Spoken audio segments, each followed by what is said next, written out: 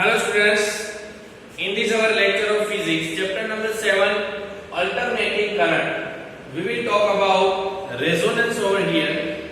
So we will take the information deeply about the resonance. So resonance is commonly a matching of two frequencies, that is called resonance. Basically, what is the event? Resonance. So resonance is basically a matching of two different frequencies, that is called resonance. We can see here the graph of magnitude of a current versus our omega, that is our angular frequency omega. We can see here two graphs for different two cases. Two cases are given.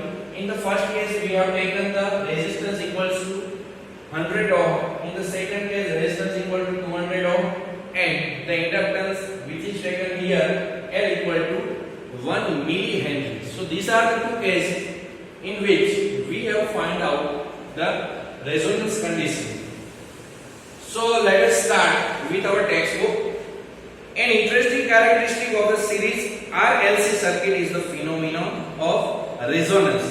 The phenomenon of resonance is commonly among the system that have a tendency to oscillate a particular frequency. During the resonance condition, the particles oscillates between the particular frequencies.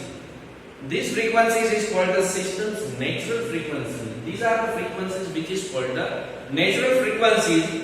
If such a system is driven by an energy source at a frequency that is near the natural frequency, the amplitude of the oscillation is found to be large. If any driving force is applied to that particles and that particles oscillates with this natural frequency and the effect of the other frequency which we have given in the form of driving force, then what will be happen? Then the oscillations is found to be large. Then the oscillations will be large because of applying a driving force. A familiar example of this phenomenon is a child on a swing. The swing has a natural frequency for a swinging back and forth like a pendulum. If the child pulls on the rock at a regular intervals and the frequency of the pull is almost the same as the frequency of swinging, the amplitude of this swinging will be large. The swing is the very good example of this resonance condition. If the child is swinging with its natural frequency of that swing, but if he pulls the rock with a regular interval of time, then the oscillations of that swing will be large. That is called the resonance condition. Here we can write for a RLC circuit with a voltage of amplitude Vm and the frequency omega, we found that the current amplitude Im, the amplitude of current which is Im. So Im that is equal to Vm upon Z. Vm upon Z. So we can write Vm upon the value of Z, that is equal to R square plus Xc minus XL whole square. So this is our equation of current amplitude Im. So here with Xc equal to 1 upon omega c and XL equal to 1 omega L. So if omega is varied particular frequency omega 0, now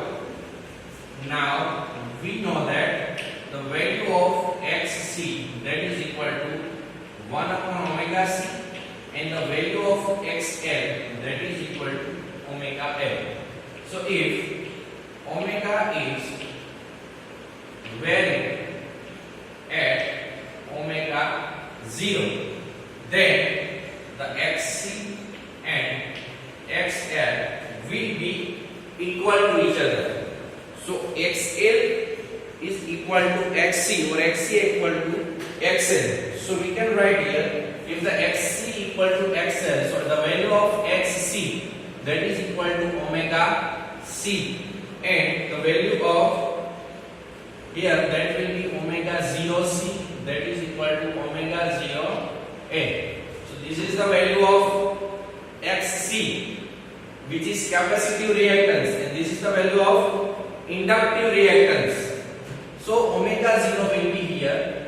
So that's why omega 0 square, and here we got L will be in here, denominator, that is Lc. So we can write omega 0 that is equal to 1 upon under root L into C. So this is the frequency of resonance. Omega 0 is called the resonance frequency. Omega 0 is our resonant frequency. So this is our resonant frequency omega 0. Omega 0 that is equal to 1 upon under root Lc. Now the figure shows that I am with omega RLC series circuit with L equal to 1 millihenry, which is given over here, 1 millihenry. So the value of 1 nanofarad for two values of R equal to 100 ohm and R equal to 200 ohm. For the source applied Vm, that is equal to 1 into 10 raised to 6 radian per second. That is not important for us. Now we see that the current amplitude is maximum at the resonant frequencies. We can see here the amplitude of current which is maximum during the condition of resonance. This is our resonant frequency, and during this resonant condition the maximum value of current is what here. So we can say we can get the maximum current during the case of the resonance. Resonance circuits have a variety of applications. For example, in the tuning or application of resonance circuit, here we can say application of resonant circuit. So the first one is application of resonance circuit, that is in the tuning mechanism of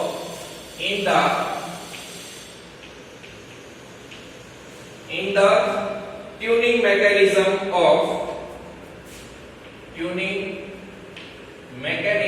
of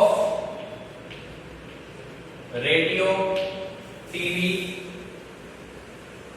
or a TV set. Radio or a TV set. So this is its first application of resonant circuit, that in the tuning mechanism of radio or a TV set. Now the antenna of a radio accepts the signal from many broadcasting stations. The signals picked up in the antenna acts as a source in the tuning circuit of the radio. So the circuit can be driven at many frequencies.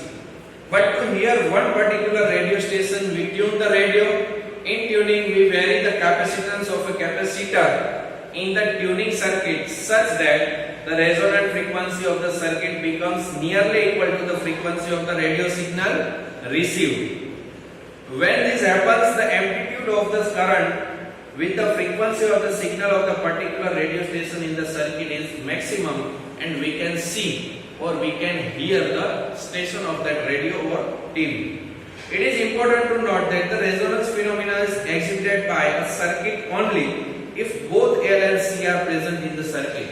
We can get the resonance condition if and only if there are both present in the circuit, inductor as well as capacitor. If any one of these two elements, inductor or capacitor, is absent, then we cannot get the resonant condition over here. Only then do the voltage across L and C cancel each other, both being out of phase, and the current amplitude is Vm by R, the total source voltage applying across R. This means that we cannot have resonance in a RL or RC circuit. We cannot have the resonance circuit in RL or RC circuit.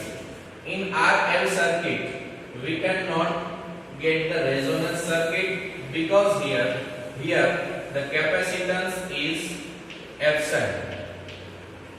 And in RC circuit, here L is epsilon.